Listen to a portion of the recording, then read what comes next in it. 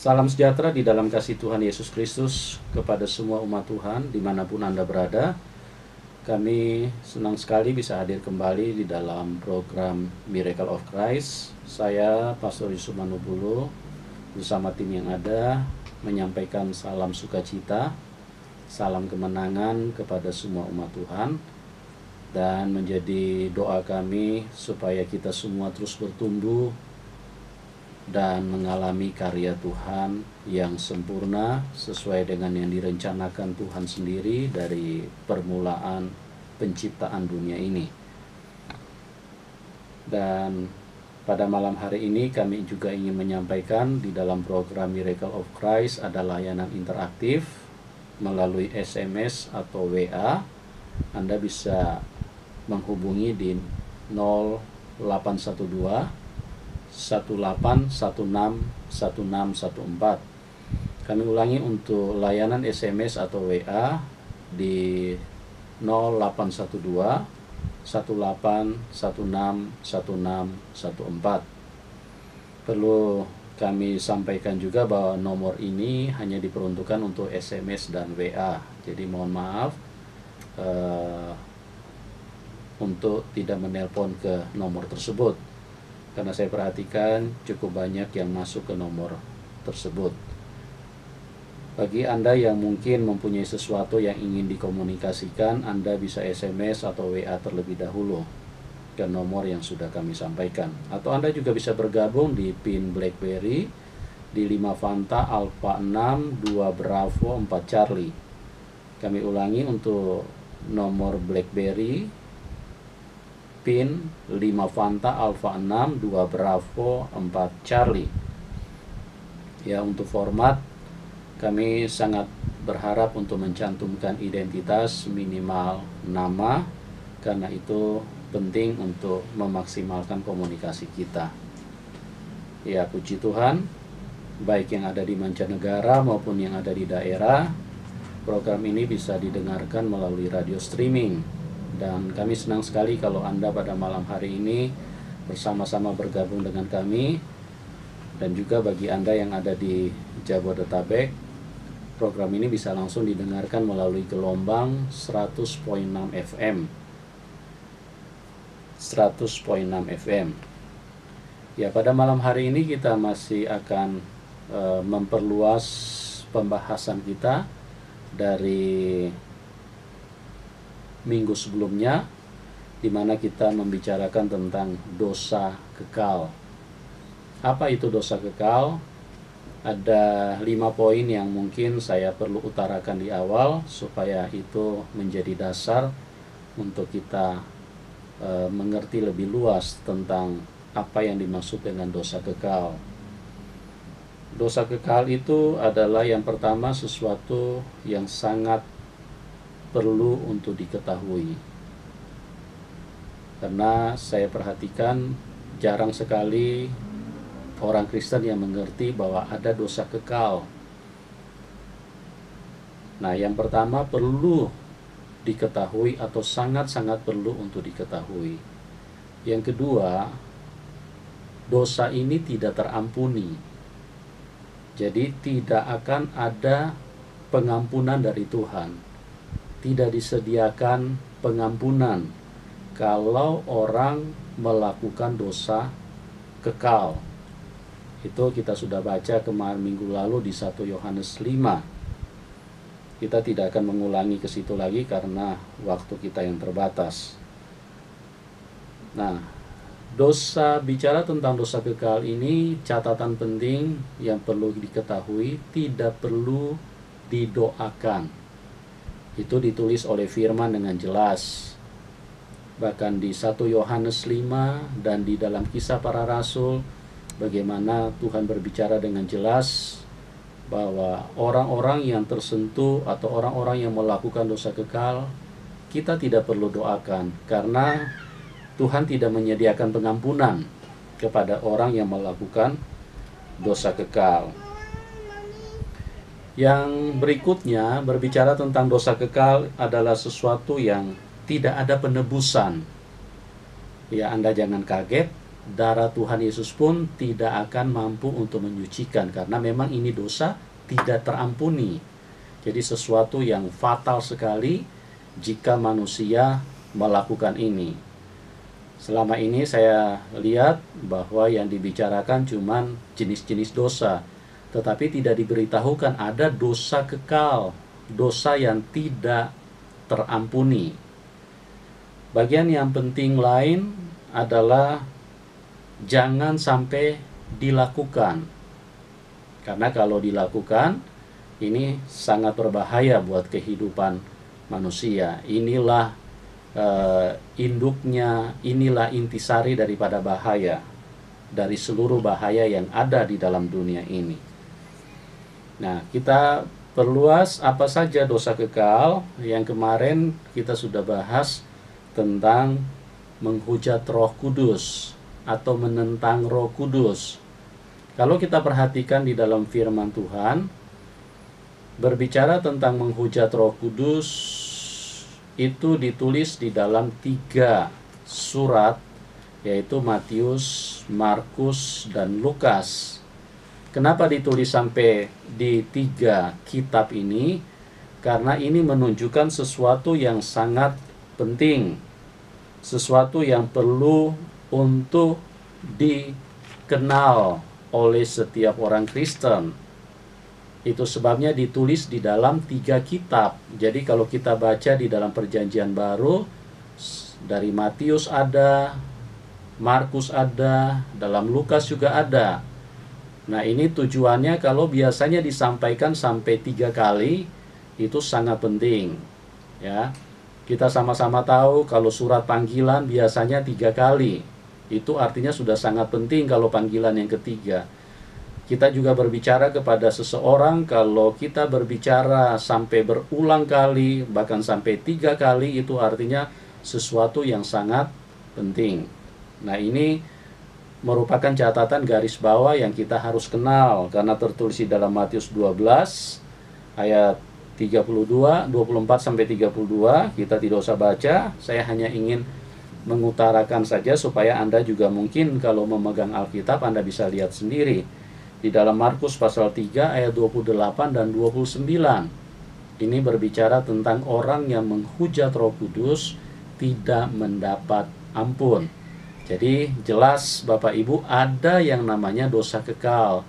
Artinya dosa yang tidak akan ada pengampunan. Darah Tuhan Yesus pun tidak akan bisa mengampuni karena ini dosa kekal, ya. Lukas 12 ayat yang ke-10 itu juga bicara jikalau kamu menentang Roh Kudus atau jikalau kamu menghujat Roh Kudus, maka kamu berbuat dosa kekal atau tidak akan mendapatkan pengampunan. Di dunia ini tidak, apalagi di dunia yang akan datang. Itu yang kita harus perhatikan dengan sungguh-sungguh. Kenapa menghujat Roh Kudus ini tidak ada pengampunan?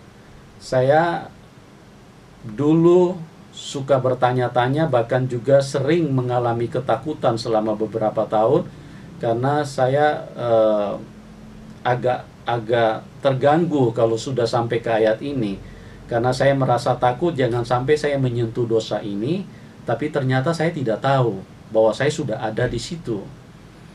Dan saya coba mengolah sendiri dan coba bertanya-tanya, coba dialog kepada Tuhan, kenapa kok sampai menghujat Roh Kudus ini tidak mendapat pengampunan? Tuhan Yesus berkata, menghujat anak manusia itu akan ada ampun, ada pengampunan.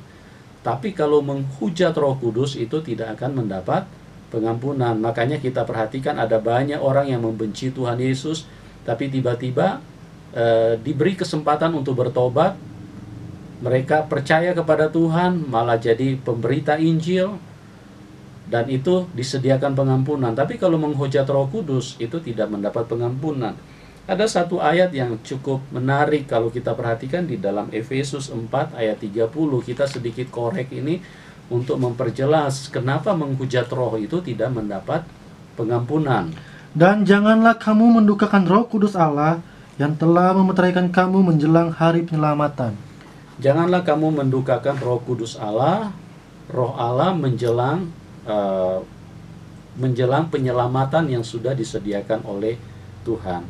Perhatikan baik-baik kata yang digunakan oleh Paulus di situ. Jangan mendukakan Roh Kudus. Ini adalah sebuah penggunaan bahasa dengan penekanan yang sangat-sangat tajam, yang sangat-sangat perlu untuk digarisbawahi oleh setiap orang Kristen. Ya, kata berduka itu hanya tepat digunakan pada saat seseorang ditinggalkan dan ditinggalkan untuk selama-lamanya.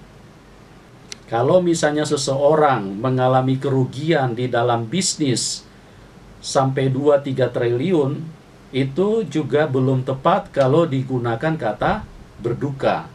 Paling cuma dia nangis bombay saja karena mungkin uangnya hilang dengan begitu banyak.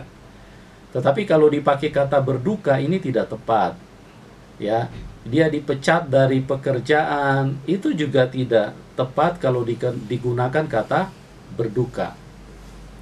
Tetapi kalau dia ditinggalkan oleh seseorang yang dia cintai, ditinggalkan untuk selama-lamanya, perpisahan kekal, itu baru tepatlah yang dikatakan namanya berduka.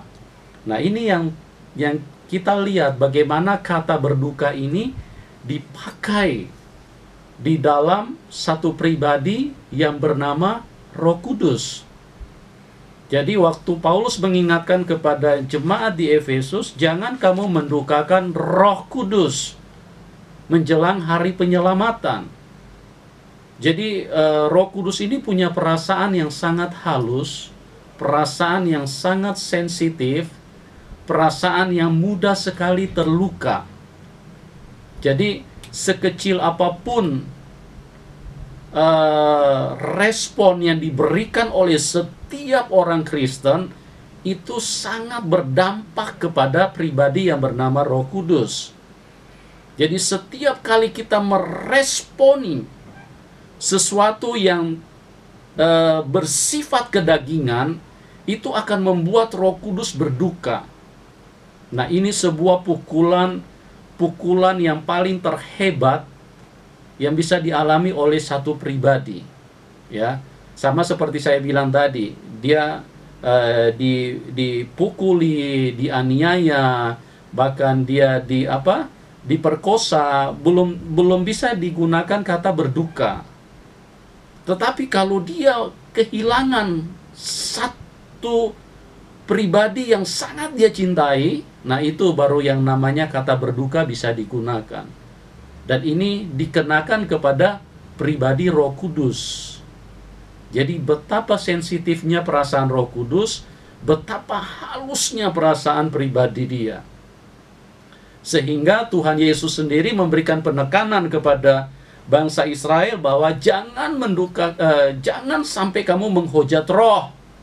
Jangan sampai kamu menantang Roh Kudus. Karena jikalau kamu menantang Roh Kudus, jikalau kamu menghujat Roh Kudus, kamu tidak akan mendapat ampun, kata Tuhan.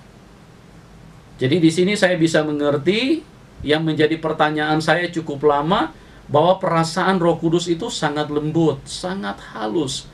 Sekecil apapun Anda menolak dia akan berduka. Dia akan merasa hancur sekali di dalam pribadinya. Dia akan merasa sangat terpukul. Kalau Anda mau tahu kata berduka, datanglah ke rumah duka, supaya Anda bisa melihat pada saat orang lagi histeris, menangis, jungkir balik sampai tidak bisa dikendalikan. Nah, itu orang sedang berduka di situ. Dan berduka itu ritmenya sangat panjang, bukan hanya 1 hari. Kalau sedih bisa hanya 2 jam, menangis bisa hanya beberapa waktu. Tapi kalau yang namanya berduka bisa berhari-hari, bahkan bisa berbulan-bulan. Nah, ini catatan yang kita perlu perhatikan. Jangan sampai orang Kristen masuk di dalam dosa kekal, artinya menghujat roh, bahwa pribadi ini sangat-sangat sensitif yang perlu kita garis bawahi di dalam kehidupan kita, ya. Terus di dalam kita masuk lagi yang kedua, selain daripada menghujat Roh Kudus, dosa yang tidak terampuni itu atau dosa kekal itu adalah dosa keuangan. Dosa yang bersalah kepada uang. Ya, ini yang hampir sepengetahuan saya.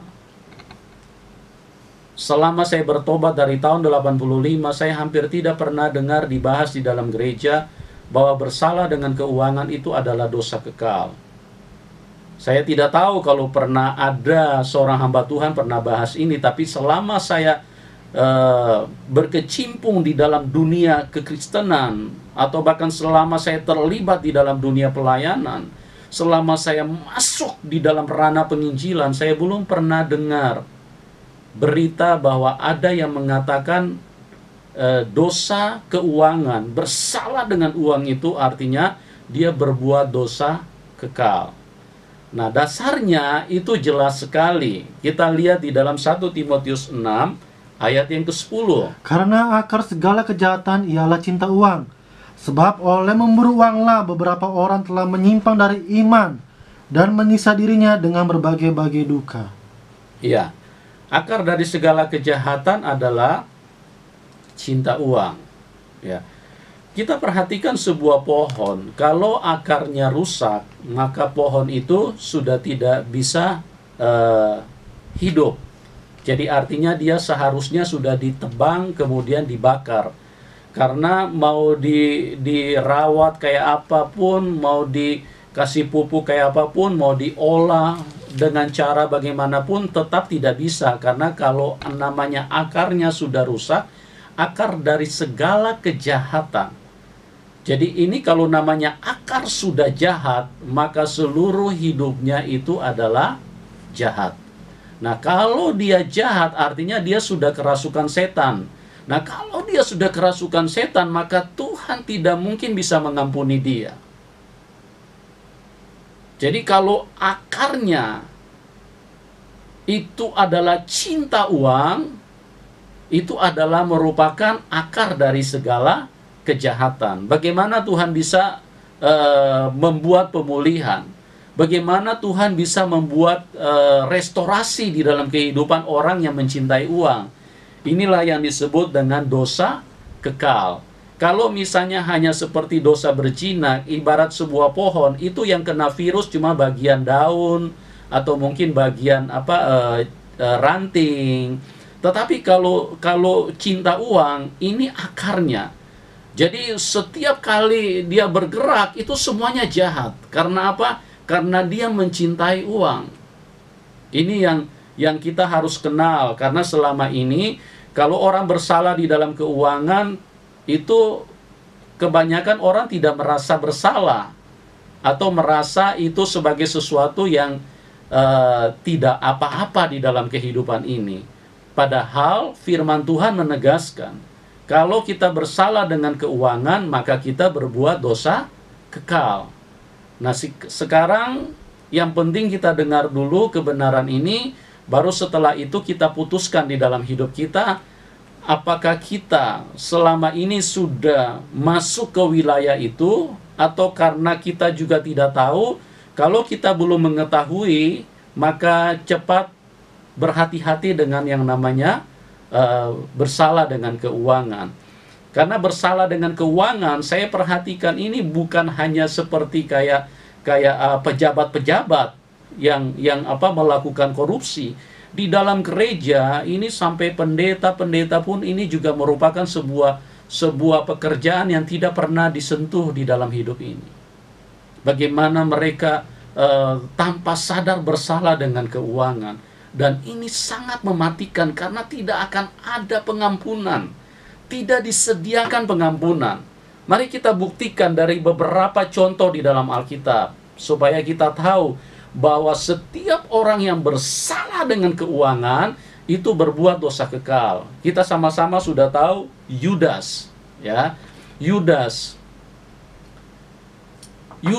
bukan hanya seorang atau salah satu rasul yang melakukan dosa. Petrus juga melakukan dosa, bahkan yang lain-lain juga melakukan dosa. Kalau Yudas itu menjual Tuhan, kalau Petrus menyangkal Tuhan, sama-sama berbuat dosa, tetapi kenapa Petrus mendapatkan pengampunan, sedangkan Yudas tidak mendapatkan pengampunan? Kalau dia cuma menyangkal Tuhan, itu Tuhan masih bisa mengerti. Karena apa? Karena dia mungkin di dalam posisi ketakutan pada waktu itu, sehingga dia berkata bahwa aku tidak kenal yang namanya Tuhan Yesus. Tapi kalau yang namanya menjual Tuhan, seperti Yudas, ini namanya dia cinta uang. Ini akar dari segala kejahatan. Seperti yang ditulis di dalam 1 Timotius 6. Ini tidak bisa diperbaiki. Mau direnovasi, mau dipoles kayak apapun, mau digarap kayak apapun, tetap tidak bisa karena akarnya sudah jahat. Jadi semua yang ada di dalam kehidupan Yudas itu adalah sebuah kejahatan. Artinya setan yang mengisi seluruh kehidupannya. Dan Tuhan tidak akan pernah menyediakan pengampunan kalau manusia mencintai uang, bersalah dengan keuangan. Seperti yang kita baca di dalam Yohanes 12 ayat ke-6. Artinya pada waktu Yudas menjual Tuhan Yesus, itu cuma bagian yang terakhir yang ditunjukkan oleh Alkitab. Bagaimana dia punya hati begitu melekat dengan uang, dia begitu bercinta dengan uang, dia begitu sangat mengasihi dan sangat menyatu dengan uang di dalam hidup ini, sehingga itulah yang membuat keputusan Tuhan bahwa dia menyentuh dosa kekal dan Tuhan tidak menyediakan pengampunan. Kalau bicara tentang pertobatan, Yudas juga bertobat. Dia pergi menangis kepada imam-imam, dia buang uang 30 keping perak. Dia berkata, aku telah bersalah terhadap darah orang ini. Tetapi apakah dengan tangisan seperti itu disediakan pengampunan? No, tidak ada pengampunan di sini. Buat orang yang mencintai uang, karena dia punya akar itu sudah rusak, jadi hidupnya itu semuanya adalah kejahatan. Ini rusak total di dalam hidup ini. Kita lihat Yohanes 12 ayat yang ke-6. Hal itu dikatakannya bukan karena ia memperhatikan nasib orang-orang miskin. Ya, maksudnya itu Yudas di sini. Melainkan karena ia adalah seorang pencuri. Ia seorang pencuri. Ia sering mengambil uang yang disimpan dalam kas yang dipegangnya. Iya, ia sering mengambil uang yang disimpan di dalam kas yang dipegangnya. Jadi Yudas punya jabatan itu adalah bendahara. Dan uang yang dia pegang itu sering dicuri, sering raib dan sering hilang di dalam kas. Kenapa? Karena dia begitu mencintai uang, dia begitu menginginkan uang, dia begitu menyatu dengan uang, dan inilah yang terjadi di dalam kehidupannya. Inilah yang membuat Tuhan tidak menyediakan pengampunan kepada Yudas. Kita lanjut. Itu satu contoh. Nah, yang kedua, kita lihat tentang Ananias dan Safira. Kita buka di dalam Kisah Rasul 5 ayat 1 sampai dengan 10. Kita mungkin tidak baca semua, kita akan lompat-lompat saja. Ada seorang lain yang bernama Ananias, ia beserta istrinya Safira menjual sebidang tanah. Iya. Dengan setahu istrinya, ia menahan sebagian dari hasil penjualan itu, dan sebagian lain dibawa dan diletakkannya di depan kaki rasul-rasul. Iya, sampai di situ dulu, perhatikan baik-baik. Dia setelah menjual sebidang tanah, dia menahan sebagian hasilnya. Sebelumnya, kalau menurut dari konten Alkitab ini, sebelumnya dia sudah berjanji bahwa tanah yang dia miliki kalau dijual itu dia akan persembahkan untuk Tuhan. Nah, apa yang terjadi setelah tanahnya laku? Ini kelihatan sekali bahwa orang ini mencintai uang. Nah, kalau dia sudah mencintai uang, artinya dia hidup di dalam kejahatan, karena akarnya itu jahat. Akar dari segala kejahatan itu adalah cinta uang. Induknya, ibunya dari kejahatan itu adalah cinta uang. Artinya kalau cinta uang itu artinya sama dengan iblis. Dan ini tidak akan mendapat pengampunan dari Tuhan. Dan ini yang terjadi. Kita perhatikan baik-baik. Waktu dia berjumpa dengan kekudusan Tuhan, Tuhan benar-benar menunjukkan bahwa dosa keuangan atau orang yang menjadi serupa dengan iblis atau orang yang menjadi representasi daripada iblis ini tidak akan mendapat pengampunan. Kita baca selanjutnya bagaimana Petrus berkomunikasi dengan begitu sederhana pada waktu itu, tetapi hanya dengan komunikasi yang begitu sederhana maka nyawanya tidak tertolong. Sebetulnya dia bukan bersalah kepada Petrus, tapi dia bersalah kepada Pencipta yang sangat kudus, yang sudah menetapkan bahwa orang yang bersalah dengan keuangan tidak akan mendapat pengampunan. Kita lihat. Tetapi Petrus berkata, Ananias, mengapa hatimu dikuasai iblis? Iya, mengapa hatimu dikuasai iblis? Sehingga engkau mendustai Roh Kudus dan menahan sebagian dari hasil penjualan tanah itu. Iya, mendustai Roh Kudus sehingga engkau menahan sebagian hasil itu. Engkau menahan sebagian. Itu artinya kenapa dia tahan sebagian? Karena dia terlalu cinta uang, dia terlalu ingin uang, dia tidak bisa serahkan semuanya, dia ingin tahan sebagian, karena uang itu merupakan sesuatu yang begitu berharga buat dia, sehingga sebuah komitmen yang dia sudah ucapkan kepada Tuhan itu tidak berjalan. Dan apa yang terjadi? Petrus cuma bertanya seperti itu, mengapa hatimu dikuasai oleh iblis? Selama tanah itu tidak dijual, bukankah itu tetap kepunyaanmu? Selama tanah itu tidak dijual, bukankah itu tetap kepunyaanmu? Dan setelah dijual, bukankah hasilnya itu tetap dalam kuasamu? Setelah dijual pun itu tetap di dalam kuasamu, karena yang melakukan tanda tangan itu juga engkau. Yang menerima, yang masuk, yang menerima uang itu juga kamu. Mengapa engkau merencanakan perbuatan itu di dalam hatimu? Mengapa engkau merencanakan itu? Mengapa engkau begitu jahat? Sehingga hidupmu begitu jahat karena engkau begitu mencintai uang. Engkau bukan mendustai manusia, tetapi mendustai Allah. Ya, Petrus hanya ngomong santai saja di sini.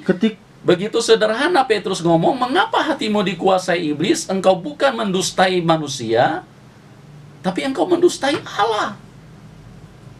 Nah, perhatikan baik-baik, manusia kan sering kali mendustai Tuhan. Tapi kalau hanya di tingkat mendustai, itu Tuhan masih punya pengampunan buat manusia. Tapi kalau mendustai dengan dasar karena dia mencintai uang, ini yang membuat tidak ada pengampunan buat Ananias. Dan apa yang terjadi? Hanya dengan kata-kata yang begitu sederhana, maka putuslah nyawanya pada saat itu. Ketika mendengar perkataan itu, rebahlah Ananias dan putuslah nyawanya. Iya, begitu ketika dia mendengar perkataan itu, rebahlah dia dan putuslah nyawanya. Dia binasa, dia terhilang, dia berbuat dosa kekal, tidak ada pengampunan. Dia bukan kena serangan jantung, dia bukan kena stroke, tapi karena tangan Tuhan sendiri yang benar-benar menentang orang yang mencintai uang. Hati-hati Bapak Ibu. Sama seperti saya katakan bahwa di dalam gereja yang namanya Yudas sudah tidak pernah kita dengar. Tidak ada yang nama Yudas di dalam kehidupan orang Kristen. Saya percaya kalau masih ada orang Kristen yang berani kasih nama Yudas, itu artinya orang ini adalah orang yang sudah mengalami gangguan jiwa stadium 7. Karena tidak akan ada orang Kristen yang berani menamakan keluarganya itu sebagai Yudas. Tetapi sekalipun nama Yudas sudah tidak ada di dalam gereja, dengar baik-baik umat Tuhan, kelakuan yang seperti Yudas yang mencintai uang itu merajalela di dalam gereja, mulai dari pendeta sampai kepada jemaat. Hati-hati Bapak Ibu, jangan kita cuma berkata bahwa kita orang Kristen terus kemudian kita tidak merasa perlu waspada dengan hal seperti ini. Putuslah nyawanya. Nah, kita akan bahas, kita akan perdalam ini lebih jauh, tetapi kita akan dengar dulu sebuah pujian yang akan memberkati kita semua. Tuhan, Bapak Ibu yang diberkati Tuhan, kita lanjutkan. Kami perlu sampaikan untuk layanan interaktif Miracle of Christ, untuk SMS ataupun WA, Anda bisa bergabung di 0812 18161614. Kami ulangi untuk layanan SMS atau WA 0812 18161614. Dan ini hanya diperuntukkan untuk SMS dan WA, jadi bukan untuk telepon ya. Terus untuk layanan BBM, Anda bisa bergabung di PIN 5 Fanta, Alpha 6, 2 Bravo, 4 Charlie. Untuk layanan BBM, BlackBerry Messenger 5 Fanta, Alpha 6, 2 Bravo, 4 Charlie. Ya. Anda bisa kirimkan pertanyaan ataupun juga tanggapan dan permohonan doa dengan format mohon mencantumkan nama minimal nama sebagai identitas ya. Karena itu penting sekali untuk komunikasi kita. Baik, kita lanjut di dalam kejadian yang dialami oleh Ananias. Ananias dengan mendengar perkataan yang begitu sederhana dari Petrus, karena bukan Petrus yang dilukai, bukan Petrus yang ditentang, bukan Petrus yang dilawan, tapi Roh Kudus. Inilah yang membuat Ananias harus putus nyawa tanpa perlu senjata pada waktu itu. Ini mengerikan sekali kalau terjadi kepada satu pribadi yang seharusnya mereka itu adalah orang yang sudah diselamatkan Tuhan, tetapi ternyata dia mati konyol. Dan bukan hanya dia sendiri, kita lihat kejadiannya ini di dalam ayat selanjutnya, bagaimana istrinya pun juga ikut jadi korban, hanya karena bersalah dengan keuangan. Jadi Tuhan benar-benar sangat menentang, atau Tuhan sangat tidak menyediakan pengampunan sekecil apapun buat orang yang buat orang yang kehidupannya itu jahat. Artinya hidupnya itu akarnya itu adalah kejahatan. Cinta uang itu adalah akar dari segala kejahatan. Cinta uang itu artinya bahwa hidupnya itu adalah iblis. Jadi jahat sekali orang ini karena dia cinta uang. Dan apa yang terjadi? Bukan Ananias saja yang jadi korban, istrinya pun juga disambar oleh Tuhan.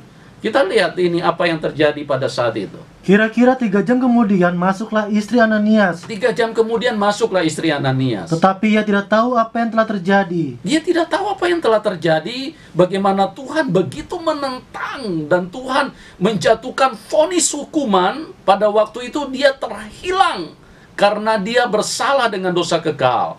Kata Petrus kepadanya, "Katakanlah kepadaku, dengan harga sedemikiankah tanah itu kamu jual?" Petrus bertanya dengan sederhana, dengan tenang.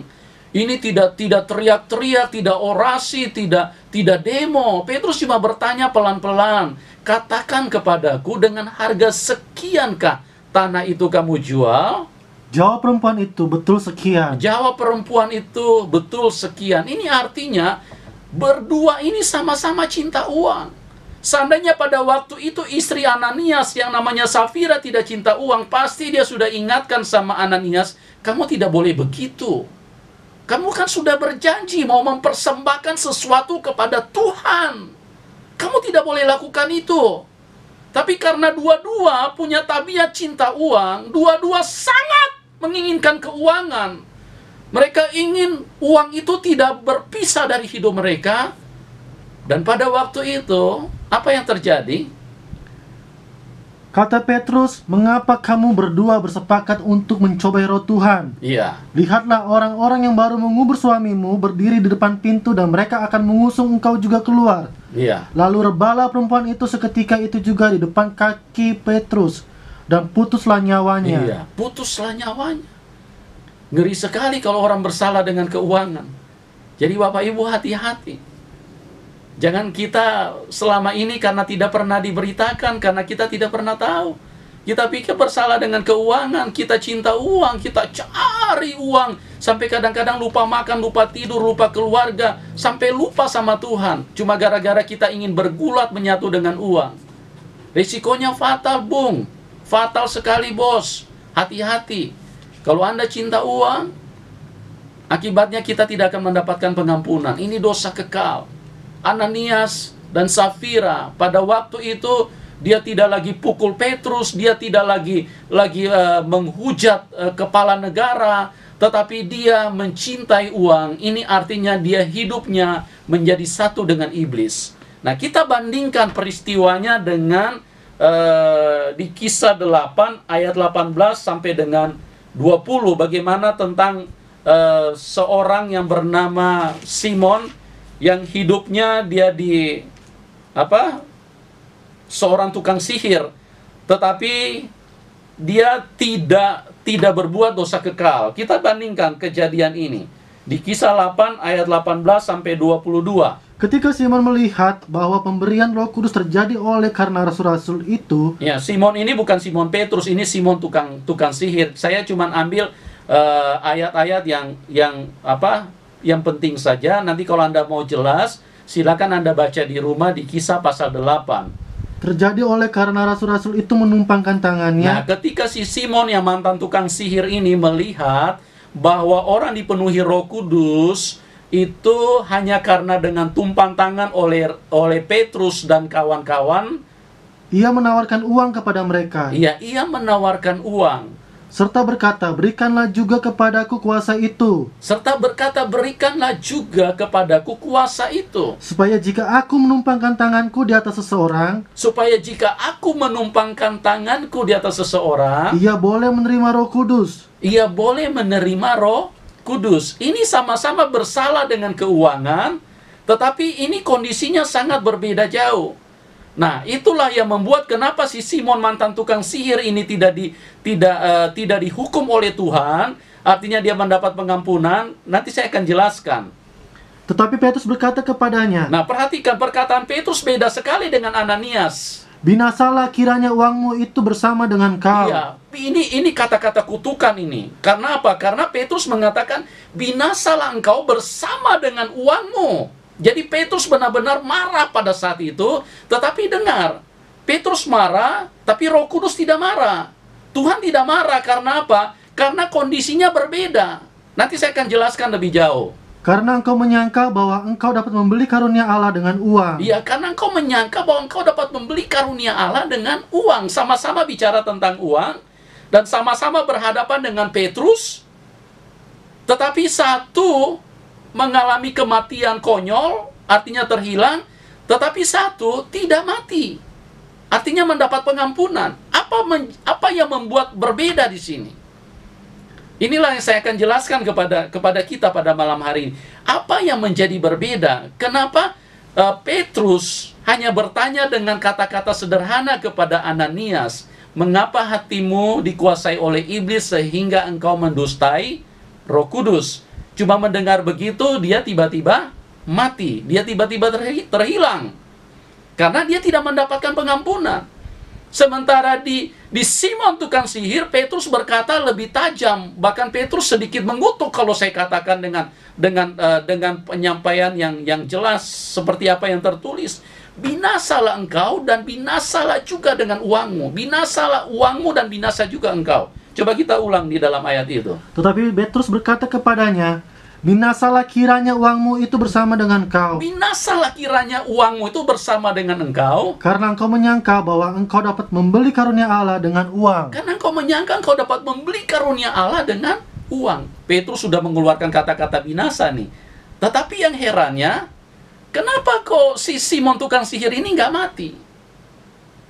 Dia tetap masih bisa hidup, bahkan dia mendapatkan pengampunan. Nah, kita lihat di dalam ayat 21, karena dia tidak rebah, dia tidak mati, apa yang terjadi di situ? Tidak ada bagian atau hakmu dalam perkara ini. Iya, karena Petrus melihat dia tidak jatuh, tidak rebah, tidak mati, akhirnya Petrus lanjutkan, tidak ada bagianmu atau hakmu dalam perkara ini. Sebab hatimu tidak lurus di hadapan Allah. Hatimu tidak lurus di hadapan Allah. Jadi bertobatlah dari kejahatanmu ini. Iya, ini artinya Petrus menyadari bahwa ini dia tidak berbuat dosa kekal, karena dia tidak putus nyawa. Jadi Petrus justru menyarankan bertobat cepat dari apa yang kau lakukan ini. Dan berdoalah kepada Tuhan supaya ia mengampuni niat hatimu ini. Iya, berdoalah kepada Tuhan supaya ia mengampuni niat hatimu. Saya jelaskan kepada kita, dengar baik-baik umat Tuhan, perbedaannya di mana? Sama-sama berhadapan dengan Rasul Petrus, tetapi Ananias dan Safira mati konyol, artinya mereka terhilang, mereka tidak mendapat pengampunan. Sedangkan si Simon tukang sihir, dia mendapatkan pengampunan. Padahal menurut dari kata-kata, kalau kita perhatikan, yang diucapkan Petrus kepada si Simon tukang sihir ini sangat-sangat tajam, sangat keras. Karena dia berkata, binasalah uangmu bersama dengan engkau. Tetapi waktu dia katakan kepada si Ananias, dia hanya berkata, mengapa hatimu mendustai Roh Kudus? Nah, kalau di peristiwa di Ananias dan Safira, di situ jelas sekali bahwa Ananias dan Safira mencintai uang. Itu adalah akar dari segala kejahatan. Itulah yang membuat Tuhan tidak bisa mengampuni orang yang mencintai uang. Tetapi berbeda sekali dengan Simon, mantan tukang sihir ini. Dia tidak mencintai uang, justru dia berani keluar uang. Dia berani lepaskan uang demi karunia-karunia Roh Kudus. Dia menawarkan kepada Petrus, berikan aku karunia itu, aku akan berikan uang kepadamu. Artinya orang ini tidak cinta uang. Dia justru berani lepaskan uangnya, dia justru berani kehilangan uangnya. Yang penting karunia Tuhan itu bisa dia miliki di dalam hidup ini. Jadi jelas sekali di sini kenapa dia tidak mati, kenapa dia mendapat pengampunan, sekalipun kata-kata Petrus sangat tajam dan Petrus marah sekali pada waktu itu. Ini masalahnya karena dia bukan bersalah kepada Petrus. Tapi persoalannya dosa yang dilakukan oleh si Simon mantan tukang sihir ini adalah sebuah dosa yang bisa diampuni. Jadi dia tidak mengalami dosa kekal, dia tidak berbuat dosa kekal. Dia malah ingin memberikan, mengeluarkan uang, kekayaan yang dia miliki, dia menganggap itu tidak terlalu berharga. Yang penting dia bisa mendapatkan karunia Roh Kudus. Cuma caranya saja yang salah.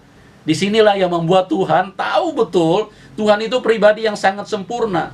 Tuhan itu tidak menghukum manusia cuma berdasarkan kata-katanya Petrus, tidak. Tapi Tuhan menghukum manusia itu berdasarkan keputusan yang adil. Karena Tuhan sudah bilang, firman Tuhan itu tidak bisa bertolak belakang antara satu dengan yang lain. Kalau di dalam 1 Timotius 6 ayat yang ke-10, cinta uang adalah akar dari segala kejahatan. Itu di bagian lain itu semua sangat akurat. Makanya firman yang kita pegang itu adalah firman kehidupan. Tidak ada satu orang pun yang bisa meragukan itu, karena dari semua ayat itu sangat berkaitan antara satu dengan yang lain, dan semua ayatnya itu adalah merupakan suatu realita yang sangat teruji. Jadi kalau melalui Paulus berkata cinta uang adalah akar dari segala kejahatan, itu dibuktikan bukan dibuktikan hanya lewat Paulus, tapi dibuktikan melalui Petrus. Jadi ini menunjukkan bahwa antara kesaksian dari kitab yang satu ke kitab yang lain, firman Tuhan yang kita pegang ini adalah firman kebenaran yang tidak bisa diragukan oleh siapapun. Jadi kalau Tuhan bilang cinta uang adalah akar dari segala kejahatan, makanya Ananias ini mati konyol semua. Ananias lah, Yudasnya lah, Safira lah. Nanti saya akan buka lagi, masih banyak yang lain. Di dalam Alkitab orang yang bersalah kepada uang itu semuanya mati konyol dan tidak mendapat pengampunan. Sementara berbeda sekali dengan Petrus mantan tukang sihir. Dia berani keluar uang, dia berani kehilangan uang, dia berani lepaskan uangnya.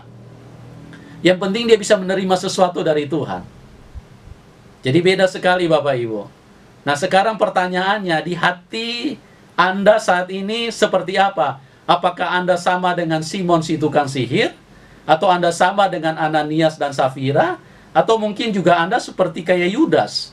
Atau mungkin Anda dengan role model yang lain lagi? Cinta uang tapi masih sedikit-sedikit.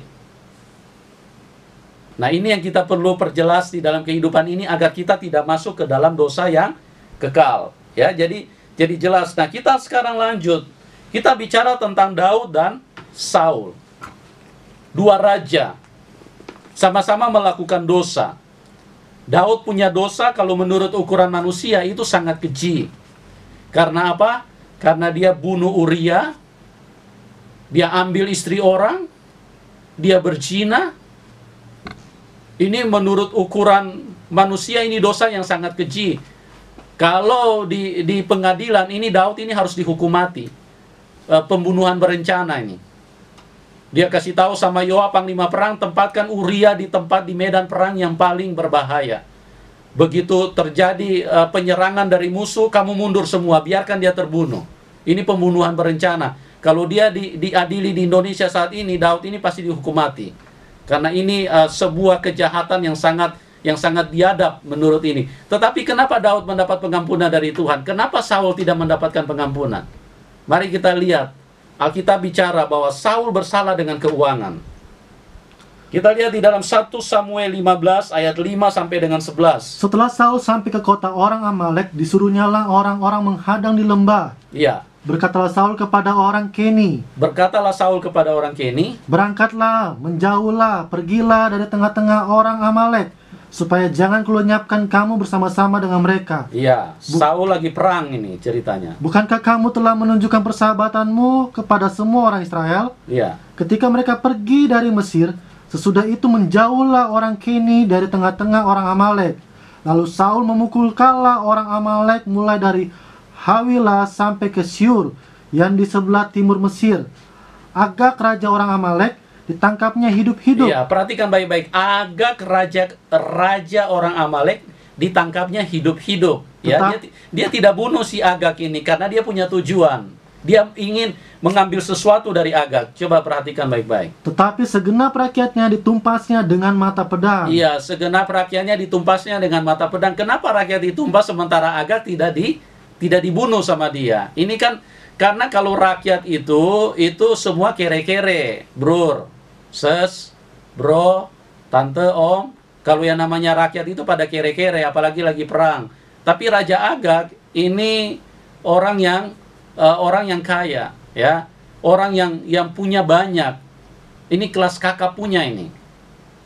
Tetapi Saul dan rakyatnya itu menyelamatkan Agag dan kambing, domba, dan lembu-lembu yang Iya. terbaik dan tambun. Saul menyelamatkan Agag, lembu, kambing, domba, semua yang berharga, yang bisa dijadikan uang, yang bisa dijual untuk jadikan money, rupiah, itu disimpan sama Saul. Karena Saul merasa bahwa ini orang tajir, ini orang perlu untuk diselamatkan, bukan karena dia sayang kepada Agag, tapi karena dia cinta uang. Ini sangat jahat di mata Tuhan. Karena akar dari segala kejahatan itu adalah cinta uang. Pula anak domba dan segala yang berharga. Ya, segala yang berharga, segala yang berbicara uang, yang berbicara bisa dijadikan duit, ini diselamatkan oleh Saul. Dia cinta sekali sama uang. Ini yang membuat Tuhan marah sekali sama dia. Terus? Tidak mau mereka menumpasnya semua itu, tetapi segala hewan yang tidak berharga dan Ya, yang segala buruk, hewan yang tidak bisa dijual, tidak bisa dijadikan duit, itulah yang ditumpas mereka. itulah yang ditumpas mereka. Lalu datanglah firman Tuhan kepada Samuel demikian. Lalu datanglah firman Tuhan kepada Samuel, karena Saul tidak bersalah kepada Samuel, tapi Saul bersalah kepada Tuhan. Aku menyesal karena telah menjadikan Saul raja, Aku menyesal karena telah menjadikan Saul raja. sebab ia telah berbalik daripada aku. Dia telah berbalik daripadaku dan dia hidup bersama iblis. Dia cinta uang. Akar dari segala kejahatan itu sudah masuk di dalam kehidupannya. Dan tidak melaksanakan firmanku. Tidak melaksanakan firmanku dia. Maka sakit hatilah Samuel dan ia berseru-seru kepada Tuhan semalam-malaman. Sakit hatilah Samuel. Dan disinilah yang membuat Saul ditolak. Karena apa? Sama-sama berbuat dosa. Dosanya Saul kalau menurut ukuran manusia, kalau menurut ukuran pengadilan sekarang, itu tidak terlalu digubris, ya. Apalagi yang namanya raja, kalau dia mengambil uang, dia menginginkan yang namanya begitu, itu nggak terlalu dipermasalahkan, ya. Di dalam gereja, kalau namanya bersalah dengan keuangan, itu tidak terlalu diributkan. Tapi coba kalau yang namanya berzina, itu ributnya minta ampun, ya. Coba kalau yang namanya berantem di dalam gereja atau apa, itu ribut seperti kayak dunia kiamat. Padahal Bapak Ibu, saya tidak katakan itu adalah dosa yang bisa Anda lakukan. Tidak, jangan salah paham, ya. Saya tidak katakan itu dosa yang bisa Anda lakukan. Anda mungkin mau, kalau begitu gua bisa seperti si Daud dong, berzina tapi juga akan diampuni. Kalau Anda menganggap seperti itu, berarti Anda pandang enteng kepada Roh Kudus. Anda juga bisa berbuat dosa kekal. Kalau Anda tidak sengaja, terus kemudian Anda jatuh ke dalam perzinahan, Tuhan Maha Pengampun.